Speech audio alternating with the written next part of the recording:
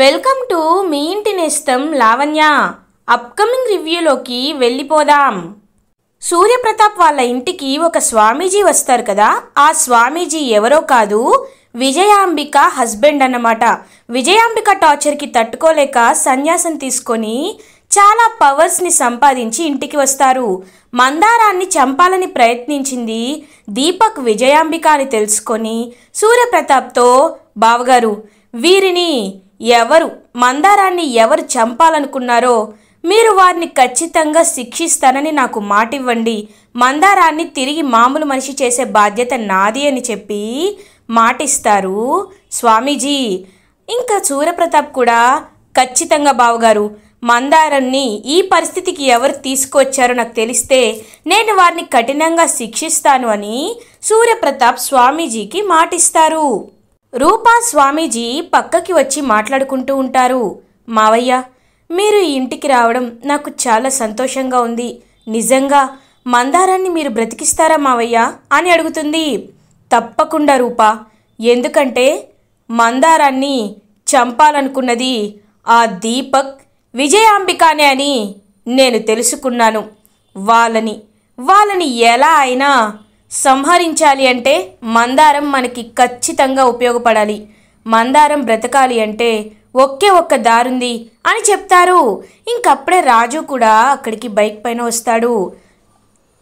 బాబాయ్, మందారం బ్రతకాలంటే ఏ దారి ఉందన్నారు కదా, చెప్పండి, ఎంత కష్టమైనా నేను వెళ్ళి తీసుకువస్తాను అని చెప్తాడు రాజు. ఇక్కడికి దగ్గరలో నల్లమల అడవుల్లో ఒక ఎత్తైన కొండ ఉంది. అక్కడ కొన్ని మూలికలు దొరుకుతాయి. ఆ మూలికలు కలిపి మందుని తయారు చేసి మందారానికి ఇస్తే తను వెంటనే ఒక్క రోజులోనే కోలుకుంటుంది అని చెప్తారు స్వామీజీ. అయితే వాటిని నేను ఎలా అయినా తీసుకొస్తాను అని అంటాడు రాజు. రాజు, నువ్వు ఒక్కడివే ఎలా వెళ్తావు? నేను కూడా నీతో పాటు వస్తాను రాజు అని అంటుంది రూపా. ఇంకా ఇద్దరు కలిసి బైక్ పై బయలుదేరుతారు. విజయీ భవ అని వాళ్ళిద్దరినీ ఆశీర్వదిస్తారు స్వామీజీ. ఇదంతా దొంగతనంగా దీపక్ అండ్ విజయాంబిక వినేస్తారు. దీపక్ విజయాంబికతో, మమ్మీ, అయితే నాన్నని తీసుకువచ్చింది ఈ రూపారాజులే అన్నమాట, లేకపోతే సడన్గా ఈయనెందుకు వచ్చాడా అనుకున్నాను మమ్మీ అని అంటాడు దీపక్. అవును దీపక్, ఎప్పుడైతే రూపని పక్కకు పిలిచాడో అప్పుడే నాకు అనుమానం వచ్చింది.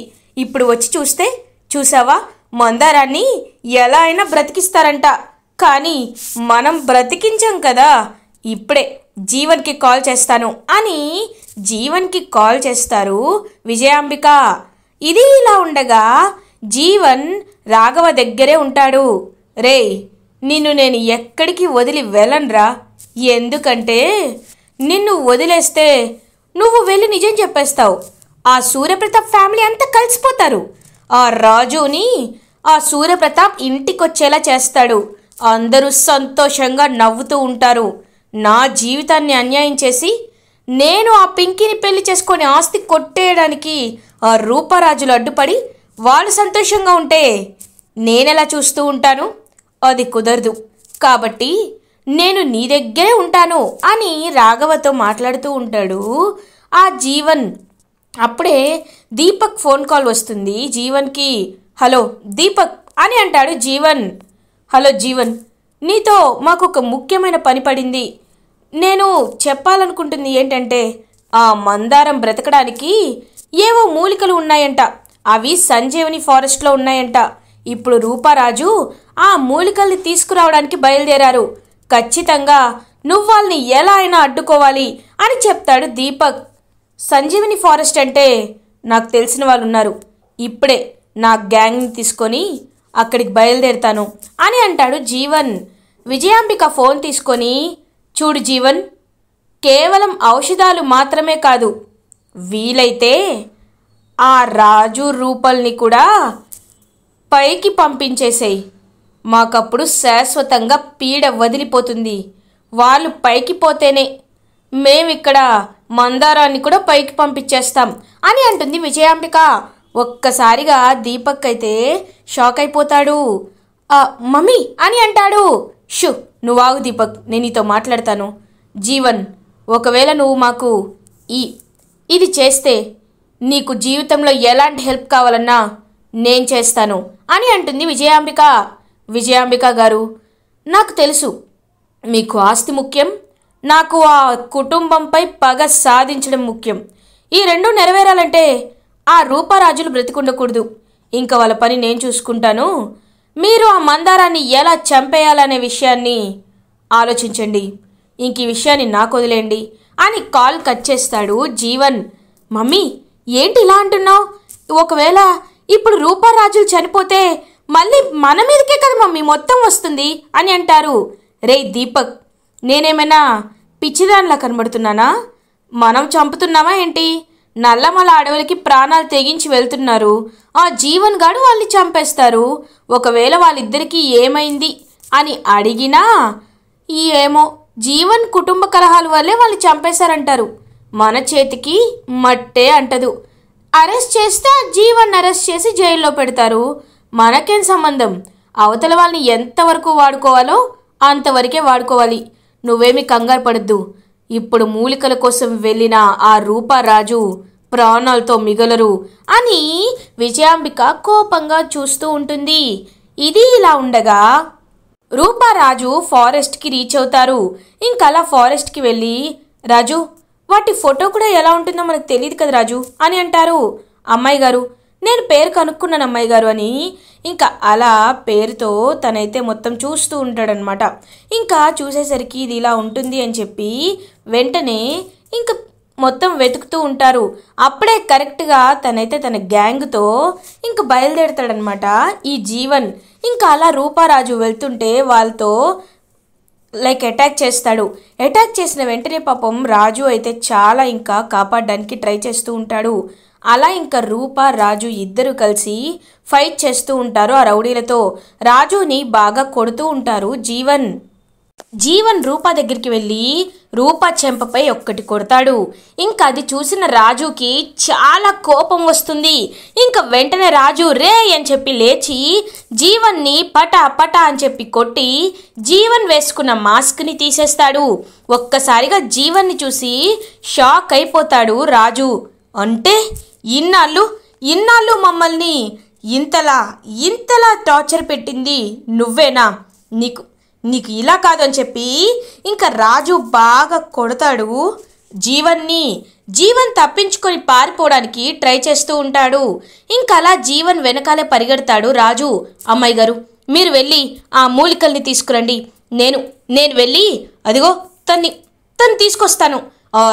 జీవన్ గారిని ఎలా అయినా పట్టుకొని అయ్యగారి ముందు నించోబెడతానని చెప్పి ఇంకా అలా బయలుదేరుతారనమాట రాజు జీవన్ వెనకాల.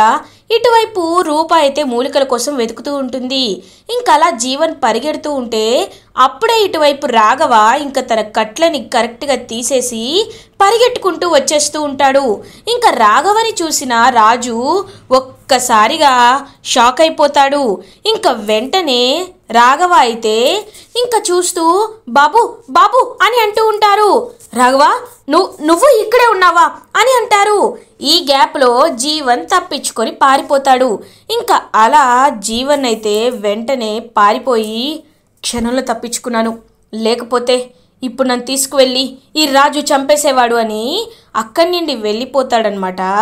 అలా ఇంకా జీవన్, అయ్యా రాజు, నేను మీకు ఒక విషయం చెప్పాలి అని అంటాడు రాఘవ, నువ్వు ఏం చెప్పాలనుకున్నా ఖచ్చితంగా అది పెద్దయ్యకే చెప్పాలి. నాకు తెలుసు రాఘవ, నువ్వు ఎంతలా బాధపడ్డావో, నువ్వు ఏం చెప్పాలనుకుంటున్నావో నాకు తెలుసు. కాబట్టి రా వెళ్దామని చెప్పి ఇంకా అలా తన కోసం ఇంకా రూప కోసం వెయిట్ చేస్తూ ఉంటారు రాజు. ఇంకా రూప ఆ మూలికల్ని దొరుకుతుంది. ఆ మూలికల్ని అలా ఇంకా రూప అయితే తీసుకువస్తూ ఉంటుంది. అమ్మాయి గారు వచ్చేసారా? మీ గురించి ఎదురు చూస్తున్నాం. ఆ జీవన్ గాడు తప్పించుకున్నాడు అమ్మాయి గాడు, కానీ మనకి రాఘవ దొరికాడు అని అంటాడు రాజు, ఇది మనకి నిజంగా శుభపరిణామమే, రా వెళ్దాం రాజు అని చెప్పి ఇంకలా రాఘవని తీసుకొని రూపారాజు బయలుదేరతారు. ఇది ఇలా ఉండగా దీపక్ విజయాంబిక మందారం దగ్గరికి వచ్చి, మందారం, ఇంక నీ పని అయిపోయినట్టే. ఆ వెళ్ళిన రూపారాజు ఇంటికి తిరిగి వస్తారేమోనని నీ మనసులో అయినా సంతోషంగా ఉన్నావేమో, కానీ వాళ్ళు తిరిగి రారని ఎలా అయినా నీకు లేచాక తెలుస్తుందిలే అని ఇంకా హ్యాపీగా ఫీల్ అవుతుందనమాట. అలా ఇంక తనైతే ఇంక వెంటనే రూపా రాజు ఇద్దరూ ఇంటికి వస్తారు. వాళ్ళని చూసి ఒక్కసారిగా దీపక్ విజయాంబిక షాక్ అయిపోతారు. మమ్మీ, నేను చూస్తుంది నిజమేనా అని అడుగుతాడు. ఒరేయ్, నన్ను అడుగుతావేంట్రా, నాకేం తెలుసు? అయినా ఈ జీవన్ గాడు ఎప్పుడు ఇంతే, మనం ఏది చెప్పినా అది సరిగ్గా చేయడు అని విజయాంబిక చాలా ఇరిటేటింగ్గా ఫీల్ అవుతూ ఉంటుంది. ఇంక వెంటనే నాన్న నాన్న అని పిలుస్తూ ఉంటుంది రూపా. అప్పుడే ఇంక తను వస్తారనమాట. సూర్యప్రతాప్ వచ్చి చూస్తూ ఉంటారు. ఏమైంది రూపా, ఎందుకు అలా గట్టి గట్టిగా అరుస్తున్నావు అని అడుగుతారు. సూర్యప్రతాప్, నాన్న నువ్వు ఇప్పుడు ఒక విషయం తెలుసుకోవాలి నాన్న అని అంటుంది. ఏంటది అని అడుగుతారు సూర్యప్రతాప్. ఇంక వెంటనే రాఘవ అని పిలుస్తాడు రాజు. రాఘవ అలా ఇంకా నడుచుకుంటూ వస్తూ ఉంటాడు. రాఘవని చూసి ఒక్కసారిగా షాక్ అయిపోతారు ఇంకా దీపక్ అండ్ విజయాంబిక. ఇదేంటి, వీడేంటి ఇక్కడికి వచ్చాడు అని అలా ఇంకా చూస్తూ ఉండిపోతారు. ఏంటి ఆలోచిస్తున్నారు? ఓ, రాఘవ ఇక్కడికి ఎలా వచ్చాడనా? సరే, ఇప్పుడు చెప్పేది వినండి.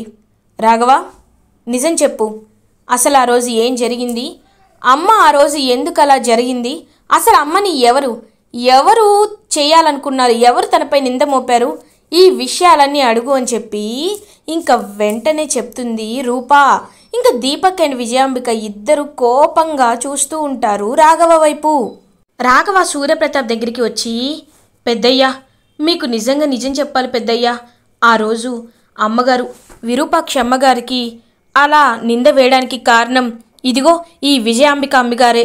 వీరు ఆయనకి డబ్బులు ఇచ్చి అలా చేయమని చెప్పారు. ఆ రోజు మీరు అమ్మగారిని అలా చూసి చాలా అపార్థం చేసుకున్నారు. కానీ నిజం చెప్పాలంటే ఇది నిజమయ్యా అని చెప్పి ఇంకా ఆ రోజు జరిగిన విషయం అంతా చెప్తారు. ఒక్కసారిగా షాక్ అయిపోతారు సూర్యప్రతాప్. ఇంకలా చూస్తూ ఉంటారు. విజయాంబిక, తమ్ముడు, వీడు చెప్పిందేమి నమ్మదు తమ్ముడు, ఈ రూపారాజులు కావాలనే రాఘవతో చెప్పిస్తున్నారు తమ్ముడు అని అంటుంది. అక్క అని గట్టిగా అరుస్తాడు సూర్యప్రతాప్. ఒక్కసారిగా ఇంకా సైలెంట్ అయిపోతుందనమాట. వెంటనే ఈ విజయాంబిక, అక్క, ఎందుకు తన్ని మాట్లాడనివ్వకుండా అడ్డుపడుతున్నావు? నువ్వు చెప్పేది నిజమైతే ఇంత టెన్షన్ పడవు. అంటే నా విరూపాక్షని నాకు దూరం చేసి మీరు కావాలనే ఇలా చేశారు కదా అక్క. ఇప్పుడు చెప్తున్నాను, నేను నా విరూపాక్ష దగ్గరికి వెళ్తున్నాను. మిమ్మల్ని కఠినంగా శిక్షించడానికి కూడా నేను ఖచ్చితంగా తీసుకుంటాను అని చెప్పి ఇంకా వెంటనే అలా వాళ్ళిద్దరినీ ఇంటి నుండి అయితే ఇంక బయటికి వెళ్ళిపోమంటారు సూర్యప్రతాప్. తమ్ముడు, నన్ను అర్థం చేసుకోరా, ఎవరో మాటలు విని అని అంటారు. అక్క, ఎవరో కాదు, తను నాకు నమ్మకస్తుడు రాఘవ చెప్పాడంటే అది ఖచ్చితంగా నిజమే అయ్యుంటుంది. అక్క, ఇంక మీరు ఏమీ మాట్లాడద్దు, మీరు అసలు నా కళ్ళ ముందు కనిపించద్దక్క అని ఇంకా అలా తన కండి వెళ్ళిపోతాడనమాట సూర్యప్రతాప్. ఇంక రూప దగ్గరికి వస్తాడు.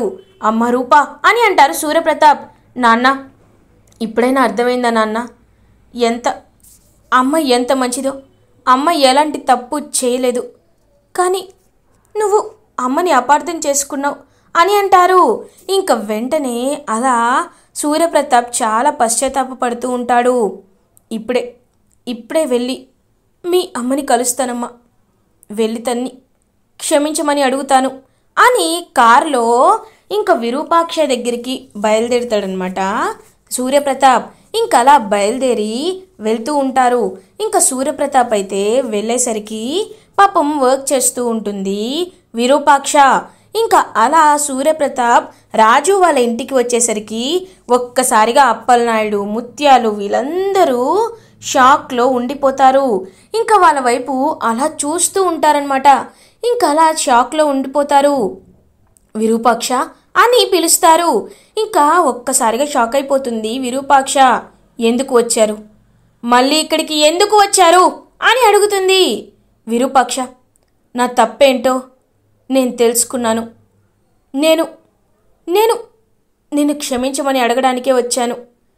మా అక్క విజయాంబిక ఇలా చేస్తుందని నేను అస్సలు ఊహించలేదు. ఇప్పుడు చెప్తున్నాను, ఇంక నేను ఎప్పటికీ నిన్ను అపార్థం చేసుకోను విరూపాక్ష అని సూర్యప్రతాప్ ఇంకా విరూపాక్షని అర్థం చేసుకొని చేతులు పట్టుకొని అడుగుతారు.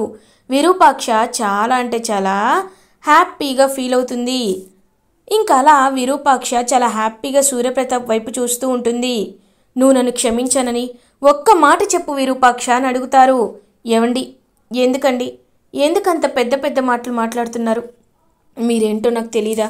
ఇన్నాళ్ళు ఆ విజయాంబిక మిమ్మల్ని మోసం చేసింది. కానీ ఇప్పుడు మీకు ఆ మోసం అంతా తొలగిపోయి మీరు ఇప్పుడిప్పుడే నిజం తెలుసుకుంటున్నారు. ఇది మాత్రమే కాదు, రూపారాజు కూడా ఎలాంటి వారో మీకు తెలీదండి. రాజు చాలా మంచివాడు అని చెప్పి ఇంక చెప్తూ ఉంటుంది. అతనైతే ఇంక అలా చూస్తూ ఉంటాడనమాట. పాపం సూర్యప్రతాప్ రాజు దగ్గరికి వచ్చి, రాజు, ఇన్నాళ్ళు నిన్ను అపార్థం చేసుకున్నాను. రూప ఎంత చెప్తున్నా, ఎవరు ఎన్ని చెప్పినా నువ్వు నా రూపకు అన్యాయం చేసావనుకున్నాను. కానీ నువ్వు ఇంతలా మాకు సహాయం చేస్తావని అస్సలు అనుకోలేదు రాజు. ఇంకా మీరు ఉండాల్సింది ఇక్కడ కాదు, అప్పలనాయుడు. మీరు కూడా ఇంకా అందరూ వేరువేరుగా ఉండాల్సిన అవసరం లేదు. అందరూ ఒకే ఇంట్లో వెళ్దాం రండి అని చెప్పి ఇంకా అలా అందరినీ తీసుకువెళ్తూ ఉంటాడు సూర్యప్రతాప్. ఇది ఇలా ఉండగా దీపక్ విజయాంబిక వెళ్తూ మందారం దగ్గరికి వస్తారు. ఇంకా మందారం అయితే అలా చూస్తూ మందారం నిద్రపోతూ ఉంటుంది. మందారం, నువ్వు వచ్చాకే మాకు ఈ పరిస్థితి వచ్చింది. వెళ్ళిపోయే ముందైనా నిన్ను చంపే వెళ్తానని చెప్పి ఇంకా గట్టిగా తన గొంతైతే పిసకడానికి వస్తూ ఉంటుందన్నమాట విజయాంబిక. ఇంకా వచ్చి చూసేసరికి ఒక్కసారిగా మందారం కళ్ళు తెరుస్తుంది.